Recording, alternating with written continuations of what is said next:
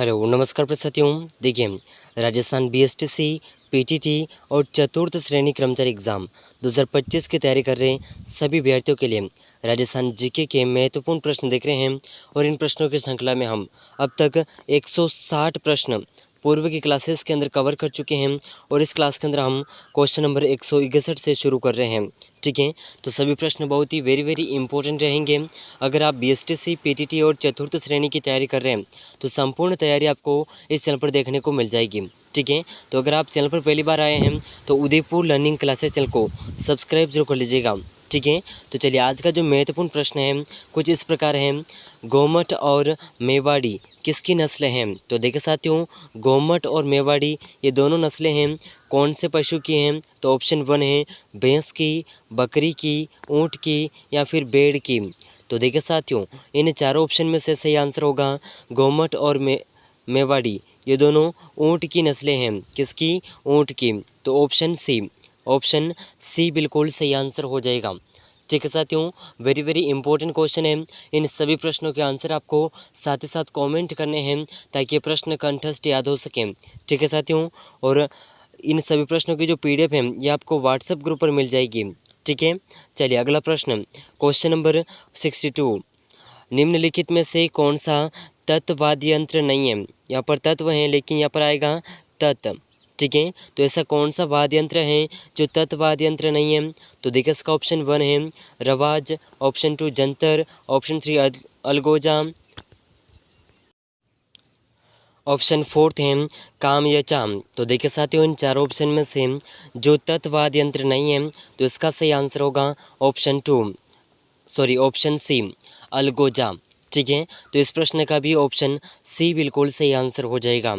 चलिए अगला प्रश्न है क्वेश्चन नंबर 63, किस लोक नृत्य में पूरिया को नृत्य के मुख्य पात्र माना जाता है? तो ऐसा कौन सा नृत्य लोक नृत्य है जिसमें पूरिया को नृत्य का मुख्य पात्र माना जाता है? तो देखिए इसका ऑप्शन 1 है वालर नृत्य, ऑप्शन 2 है राई नृत्य, ऑप्शन 3 मादल नृत्य, ऑप्शन 4 बवाई नृत्य। तो देखिए साथियों, इन चारों ऑप्शन में से option C option option B बिल्कुल सही आंसर होगा राई नृत्यम। ठीक है, तो ऑप्शन बी बिल्कुल इस प्रश्न का सही आंसर हो जाएगा। चलिए अगला प्रश्न, क्वेश्चन नंबर 64, बहुत ही शानदार क्वेश्चन आपके सामने है। महिला नेता जिसे भरतपुर प्रजामंडल के पंजीयन की मांग करने के कारण जेल में डाल दिया गया था? तो देखिए ऐसी कौन सी महिला नेता हैं जिन्हें भरतपुर प्रजामंडल के पंजीयन की मांग करने के कारण जेल में डाल दिया गया था? तो इन महिला नेताओं के नाम हैं ऑप्शन 1 कमला देवी, ऑप्शन 2 सुशीला त्रिपाठी, ऑप्शन 3 कोकिला देवी, ऑप्शन 4 विमला देवी। तो देखिए इन चार ऑप्शन में से इस प्रश्न का सही आंसर होगा कोकिला देवी, ऑप्शन सी। महिला नेता जिसे भरतपुर प्रजामंडल के पंजीयन की मांग करने के कारण जेल में डाल दिया गया था, ये महिला नेता थी कोकिला देवी। ठीक है, तो ऑप्शन सी बिल्कुल सही आंसर होगा। ठीक है साथियों, चलिए अगला प्रश्न, क्वेश्चन नंबर 65, राजस्थानी भाषा एवं संस्कृति में डिंगल है? तो देखिए साथियों, राजस्थानी भाषा और संस्कृति में डिंगल क्या है? तो इसका ऑप्शन 1 है काव्य की शैली, बोली, लिपि या फिर गद्य गीत। तो देखिए इन चार ऑप्शन में से राजस्थानी भाषा और संस्कृति में डिंगल जो शब्द है यह काव्य की शैली है। ठीक है, तो ऑप्शन वन बिल्कुल करेक्ट आंसर हो जाएगा। ठीक है साथियों, ज़रूर याद रखिएगा, बहुत ही वेरी इंपॉर्टेंट क्वेश्चन है। चलिए अगला प्रश्न, क्वेश्चन नंबर 166, पर्यटन मंत्रालय के तहत प्रसाद योजना के संदर्भ में प्रसाद में दूसरे ए का अर्थ है? तो ये जो दूसरा ए है इसका अर्थ कौन सा है? और ये जो प्रश्न है राजस्थान पुलिस कांस्टेबल एग्ज़ाम 2020 के पेपर में पूछा गया है। ठीक है, तो देखिए इसका ऑप्शन 1 है अप्रोच, असेसमेंट, एडजस्टमेंट और अथॉरिटी। तो देखिए इन चार ऑप्शन में से दूसरे प्रसाद शब्द जो है उसके अंदर दूसरे ए का जो अर्थ है ये है एडजस्टमेंट। ठीक है, तो ऑप्शन सी बिल्कुल सही आंसर हो जाएगा। चलिए अगला प्रश्न, क्वेश्चन नंबर 67, बहुत ही वेरी इंपॉर्टेंट क्वेश्चन है और एग्ज़ाम की दृष्टि से बहुत ही महत्वपूर्ण प्रश्न है। ठीक है साथियों, तो एक भी प्रश्न को मिस मत करिएगा। तो चलिए क्वेश्चन नंबर 67 आपके सामने है किस स्थल पर चंबल नदी सर्वाधिक प्रदूषित हुई है? तो ऐसा कौन सा स्थल है जहाँ पर चंबल नदी सर्वाधिक प्रदूषित हुई है? तो इसका ऑप्शन 1 है गांधी सागर बांध, ऑप्शन 2 है राणा प्रताप सागर बांध, ऑप्शन 3 है जवाहर सागर बांध, ऑप्शन 4 है कोटा बैराज। तो देखिए इन चारों ऑप्शन में से जहाँ पर चंबल नदी सर्वाधिक प्रदूषित हुई है तो यह स्थान है ऑप्शन डी कोटा बैराज। ठीक है, ऑप्शन डी बिल्कुल सही आंसर हो जाएगा। और देखिए साथियों, बहुत ही वेरी इंपॉर्टेंट प्रश्न हैं और इन सभी प्रश्नों में से आपके कितने प्रश्न सही होते हैं कमेंट करके ज़रूर बताइएगा। तो चलिए अगला प्रश्न, क्वेश्चन नंबर 68। राजस्थान में पुष्टिकर का संबंध निम्नलिखित में से किस क्षेत्र से है? तो देखिए जो पुष्टिकर है इस शब्द का संबंध कौन से क्षेत्र से है? तो इसका ऑप्शन 1 है विद्युत से, स्वास्थ्य से, जल से, खनिज से। तो देखिए इन चार ऑप्शन में से राजस्थान में पुष्टिकर का जो संबंध है ये जिस क्षेत्र से है, ठीक है, ये क्षेत्र है जल। ऑप्शन सी, ऑप्शन सी बिल्कुल सही आंसर होगा। ठीक है, बहुत ही वेरी इंपॉर्टेंट क्वेश्चन है, ज़रूर याद रखेगा। और आने वाले एग्ज़ाम चाहे बीएसटीसी हो, पीटीटी हो या फिर चतुर्थ श्रेणी, इन सभी प्रतियोगी परीक्षाओं की संपूर्ण तैयारी आपको इस चैनल पर देखने को मिल जाएगी। और ये सभी प्रश्न इन प्रतियोगी परीक्षाओं के लिए बहुत ही हेल्पफुल साबित रहेंगे, तो एक भी प्रश्न को मिस मत करिएगा। और इन सभी प्रश्नों में से आपके कितने प्रश्न सही होते हैं कमेंट करके ज़रूर बताइएगा। तो चलिए अगला प्रश्न है क्वेश्चन नंबर 69। राजस्थान में बेरोजगार सृजन हेतु पिछली 3 वार्षिक योजनाओं में बल दिया गया है। और ये प्रश्न एलडीसी एग्ज़ाम 2018 के पेपर में पूछा गया है।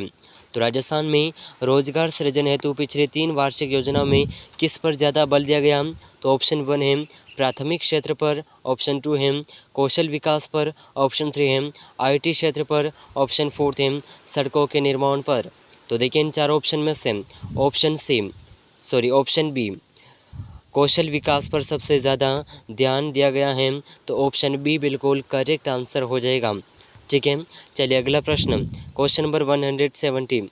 बिड़ला सीमेंट वर्क्स कहाँ स्थित है? तो देखिए साथियों, बिड़ला सीमेंट वर्क्स ये कहाँ पर स्थित हैं, कौन से ज़िले में स्थित हैं? और ये जो प्रश्न है सेकंड ग्रेड टीचर एग्ज़ाम 2018 के पेपर में पूछा गया मोस्ट इम्पोर्टेंट क्वेश्चन है। ठीक है, ज़रूर याद रखिएगा। तो ऑप्शन 1 है चित्तौड़गढ़, ऑप्शन 2 है कोटा, ऑप्शन 3 बूंदी, ऑप्शन 4 निम्बाहेड़ा। तो देखिए इन चार ऑप्शन में से जो इस प्रश्न का सही आंसर है, ठीक है, बिरला वर्क्स लिमिटेड ये कहाँ पर स्थित है? तो इसका ऑप्शन 1, ठीक है साथियों, ऑप्शन 1 बिल्कुल सही आंसर होगा चित्तौड़गढ़ में। ठीक है, ऑप्शन 1 बिल्कुल सही आंसर हो जाएगा। चलिए अगला प्रश्न, क्वेश्चन नंबर 71। निम्नलिखित में से कौन सा प्राचीनतम मंदिर है? तो देखिए साथियों, ऐसा कौन सा मंदिर है जो कि प्राचीनतम मंदिर है? ठीक है, और असिस्टेंट प्रोफेसर एग्ज़ाम 2021 के पेपर में ये प्रश्न पूछा गया है। तो ऑप्शन 1 है नाथद्वारा का श्रीनाथ मंदिर, ऑप्शन 2 है आबानेरी का हर्षा माता मंदिर, ऑप्शन 3 है रणकपुर का पार्श्वनाथ मंदिर, ऑप्शन 4 है रणकपुर का श्रीनाथ मंदिर। तो देखिए साथियों, जो सबसे प्राचीनतम मंदिर है ये है ऑप्शन 1। ठीक है, ऑप्शन 1 बिल्कुल सही आंसर होगा नाथद्वारा का श्रीनाथ मंदिर। ठीक है, तो ऑप्शन 1 बिल्कुल करेक्ट आंसर हो जाएगा। चलिए अगला प्रश्न, क्वेश्चन नंबर 172। राजस्थान में निम्नलिखित में से कौन सा क्षेत्र सतही जल द्वारा मृदा अपरदन में सर्वाधिक प्रभावित है? और ये प्रश्न असिस्टेंट प्रोफेसर एग्ज़ाम 2021 के पेपर में पूछा गया है। तो ऐसा कौन सा क्षेत्र है जो सतही जल द्वारा मृदा अपरदन में सर्वाधिक प्रभावित है? तो इसका ऑप्शन 1 है गोंडवाना प्रदेश, शेखावाटी प्रदेश, मारवाड़ प्रदेश, चंबल प्रदेश। तो इन चारों ऑप्शन में से ऑप्शन 4 चंबल प्रदेश। ठीक है, ऑप्शन 4 बिल्कुल सही आंसर हो जाएगा। चलिए अगला प्रश्न, क्वेश्चन नंबर 73। राजस्थान का एकमात्र ज़िला जहां पाइराइट भंडार मिलते हैं। तो देखिए ऐसा कौन सा ज़िला है जहां पर पाइराइट के भंडार मिलते हैं? तो ऑप्शन 1 है भीलवाड़ा, ऑप्शन 2 है राजसमंद, ऑप्शन 3 है सीकर, ऑप्शन 4 है दौसा। तो देखिए साथियों, इन चारों ऑप्शन में से राजस्थान का वह ज़िला जहाँ पर पाइराइट के भंडार मिलते हैं तो ये ज़िला है सीकर। ठीक है, ऑप्शन सी। चलिए अगला प्रश्न, राजस्थान में जेट्रोफा आधारित बायोडीजल प्लांट अवस्थित है। और ये प्रश्न असिस्टेंट प्रोफेसर एग्ज़ाम 2021 के पेपर में पूछा गया है। ठीक है। तो राजस्थान में जेट्रोफा आधारित बायोडीजल प्लांट कहाँ पर अवस्थित है? तो ऑप्शन 1 है जामर कोटड़ा उदयपुर, कोयलात बीकानेर, बिठल देव बांसवाड़ा, बेरी अजमेर।